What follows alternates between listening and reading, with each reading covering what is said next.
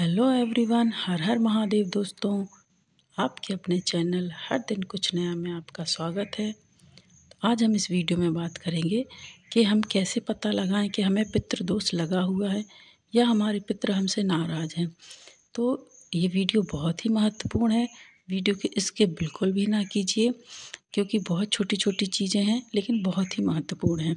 ठीक है, तो हम वीडियो को शुरू करते हैं।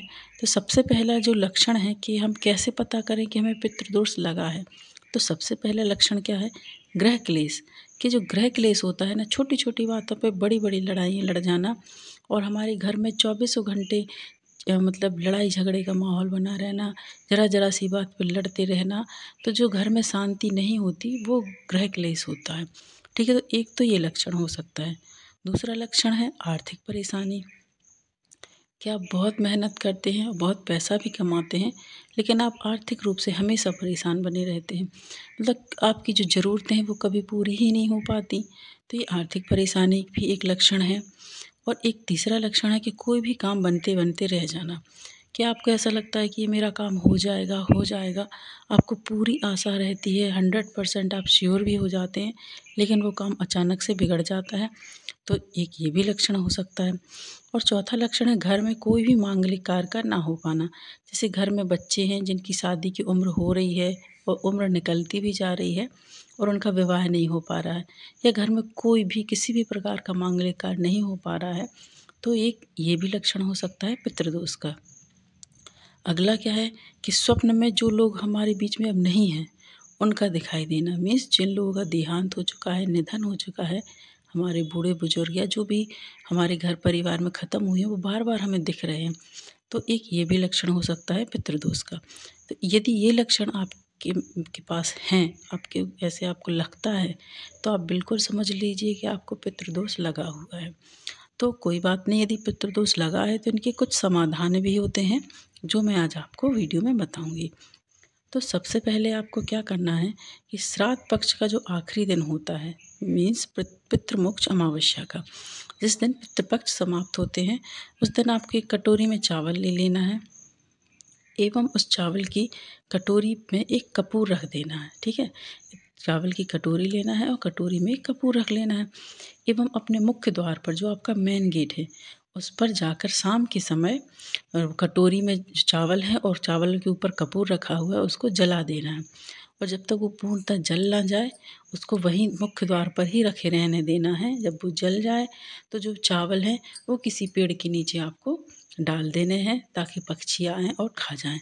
तो एक तो ये आपका समाधान है, इससे आपके पितृदोष जो यदि आपको लगा है वो समाप्त हो जाएगा और आपके पितृ आपसे खुश हो जाएंगे। यदि आपको ऐसा लगता है कि मेरे पितृ हमसे नाराज़ हैं, तो वो खुश हो जाएंगे। ठीक है, एक तो ये समाधान है। दूसरा ये है कि आपको क्या करना है कि पितृदोष के लिए एक चावल का दाना लेना है।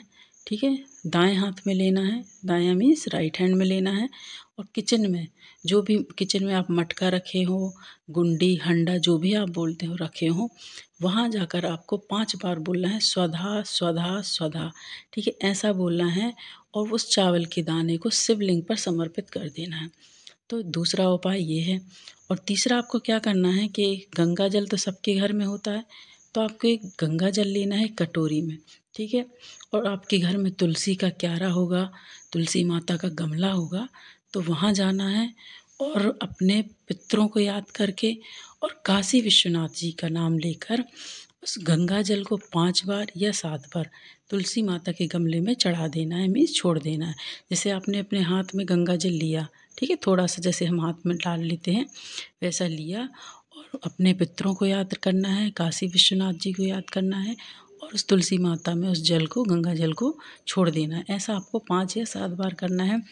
तो आपको जो भी पितृदोष लगा होगा, जो भी आपकी समस्याएं होंगी, उन सभी का समाधान हो जाएगा। ठीक है, ये 3 उपाय आपको करना है। और चौथा क्या है, यदि आप इनसे भी संतुष्ट नहीं हो पाते हैं, यदि आपको लगता है कि नहीं हमें कुछ और ही करना है, तो उसके लिए भी एक उपाय है कि जो पितृमोक्ष अमावस्या होती है, लास्ट का दिन होता है, जो आखिरी दिन, जिस दिन पितृपक्ष समाप्त होते हैं, उस दिन का जो दिन होता है वो ऐसा दिन होता है कि जैसे कि आपके पितृ हैं जो बूढ़े बुजुर्ग हैं, ख़त्म हुए हैं, आपको उनकी तिथि पता नहीं है। यदि आपको उनकी तिथि मालूम नहीं है कि हम उनका किस दिन पिंडदान करें, किस दिन उनकी श्राद्ध करें, तो जो आखिरी दिन होता है वो भूली बिसरी श्राद्धों का दिन होता है। जैसे हमें याद नहीं है या हमें जानकारी नहीं है कि हमारे पितृ कब गए थे, कब वो ख़त्म हुए थे, तो उनकी तिथि का पता नहीं होता है, तो आप आखिरी दिन भूली बिसरी श्राद्धों का दिन होता है, उस दिन आप उनका पिंडदान कर दीजिए, तर्पण कर दीजिए और ब्राह्मणों को भोजन करा दीजिए, दान दक्षिणा दे दीजिए, जो भी आपकी सामर्थ्य हो वो आप सब कर दीजिए। आपके पितृ आपसे खुश हो जाएंगे और आप पर जो भी पितृदोष लगा हुआ है वो सभी समाप्त हो जाएगा। और कुछ छोटे छोटे उपाय हैं अपने पितरों को खुश करने के लिए। तो प्रतिदिन हनुमान चालीसा का पाठ करें, गीता का पाठ करें और दोपहर के समय पीपल के पेड़ की पूजा करें। स्नान, ध्यान, तर्पण श्रद्धापूर्वक करें।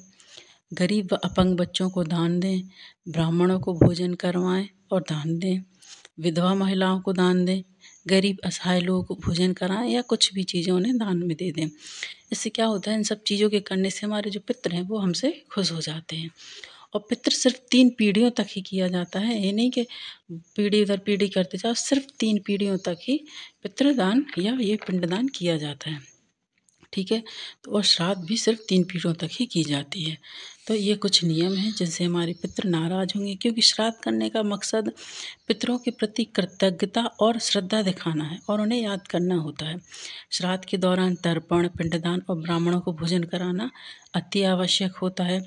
और ऐसा कहा जाता है कि श्राद्ध करने से जो हमारे पितर हैं वो तृप्त हो जाते हैं और उनका ऋण उतर जाता है। जो भी हम पर उनका ऋण चढ़ा हुआ है वो उनका ऋण उतर जाता है। ठीक है, और तो इस तरीके से, और हिंदू शास्त्रों में क्या कहा गया है कि जो स्वजन अपने शरीर को छोड़कर चले गए हैं, चाहे वे किसी भी रूप में अथवा किसी भी लोक में ही रहें, उनकी तृप्ति तभी होती है जब उनके नाम का श्राद्ध किया जाता है।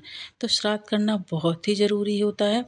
तो यदि जिन्होंने अभी तक अपने पितरों का श्राद्ध नहीं किया है तो ज़रूर करें, क्योंकि ये जो दिन होते हैं ये अपने पितरों को याद करने के लिए होते हैं, उनका ऋण उतारने के लिए होते हैं और उनके नाम से ब्राह्मणों को या गरीब असहाय लोगों को भोजन कराने का और दान दक्षिणा देने का होता है। तो ज़रूर कीजिए ताकि आपके पितर आपसे खुश हो जाएं और यदि आपको कोई पितृदोष लगा है तो वो समाप्त हो जाए।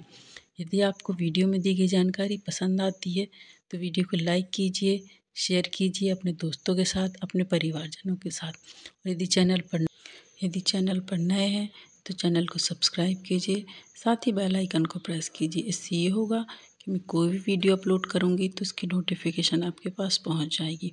हाँ, और एक और बात है कि शास्त्रों में 3 पक्षियों और 3 वृक्षों को पितरों के समतुल्य माना गया है। तो 3 पक्षी वो कौन कौन से हैं, जैसे कि कौआ, हंस, गरुड़। ठीक है, एवं 3 वृक्ष हैं, पीपल, बरगद, बेल वृक्ष। तो ये 3 पक्षी और 3 वृक्ष को पितरों के समान माना गया है।